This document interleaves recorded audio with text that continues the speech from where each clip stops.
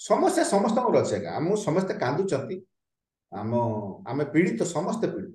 जे मुझे कथा कहूँ आपण अंचल दुर्नीति होउची जे मते पीड़ा लगुनि मते पीड़ा लगुच कहीं लगुच जे आपण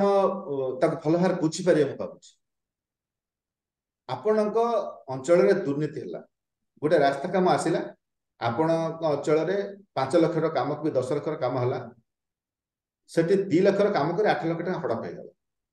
मु भाविली जे तुम गाँव हूँ मोर कौन जाए आसे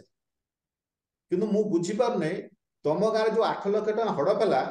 से 8 लाख भर मोर भी टैक्स पैसा अच्छे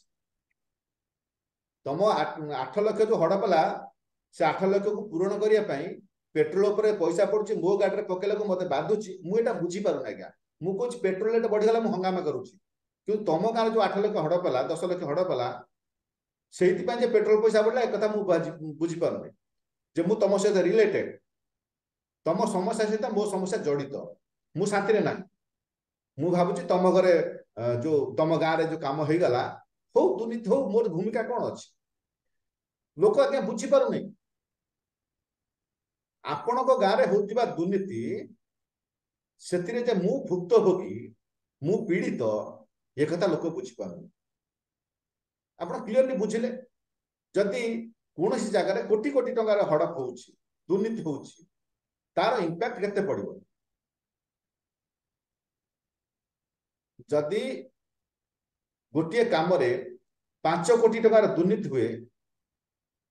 प्रत्येक ओडिशावासी उपरे टंका टाकर बोझ पड़िला बुझि पाइले प्रत्येक ओडिशावासी उपरे 5 कोटी दुर्नीति हेले केते कोटी टंकार दुर्नीति होउची आ आमे ऊपर केते प्रभाव पड़ुची आ सेति पे हमें केते टैक्स पेड करिवा आ सेति पे तेल रेट केते बढ़िबो दरदाम केते बढ़िबा उचित भाबंतु से जो कोटी कोटी टंकार हड़प होउची तार प्रभाव प्रकारांतर मो ऊपर पड़ुची सेति पे मु कष्ट रे अछि बहुत कष्ट रे अछि मु बुझी पारुची बोली कष्ट मत लागुची आपण माने बुझी पार नथि बोली बहुत कष्ट लागुने कारण आपण गारे कष्ट जो असुविधा होउची बा दुर्नीति होउची सेते मु पीड़ित एटा मु बुझी साच जेता मो भलिया अनेक लोक बुझी पारिबे जे आम गाँव जो दुर्नीति होउची सेते आपण माने पीड़ित से आपण गाँव स्वर उठेबे तेणु आपण गाँव जो असुविधा होउची जे सेते मु पीड़ित भुक्तभोगी मते लागुची मु सेते अंतर्भुक्ति मोर अछि मोर किछ करबा दरकार आ सेति मते कष्ट होउची मु ए फोरम रे आपण माने बुझौची